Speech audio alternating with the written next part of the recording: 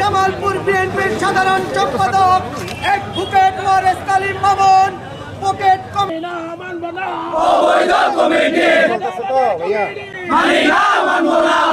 জামালপুর সদর উপজেলা পূর্ব, জামালপুর সদর উপজেলার জামালপুর পৌরসভার উপলক্ষে আমরা যখন ঢাকামুখী তখন আমরা জানতে পারলাম ছাত্রলীগ যাদের তত্ত্বাবধানে এই কমিটি হয়েছে।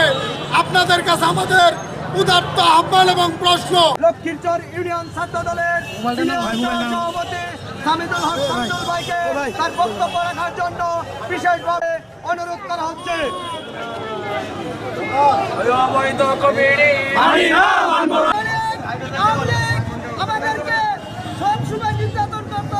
তারা এই কমিটি পূর্ব ছাত্র দল এবং শহর ছাত্র দলের একটি পকেট কমিটি 24শে ডিসেম্বর প্রকাশ করা হয়েছে। শহর ছাত্র দল এবং পূর্ব ছাত্র দল যে কমিটিটা তৈরি করেছে, আপনারা প্রমাণ করেছেন যে এই কমিটিতে ছাত্রলীগকে পুনর্বাসিত করেছে।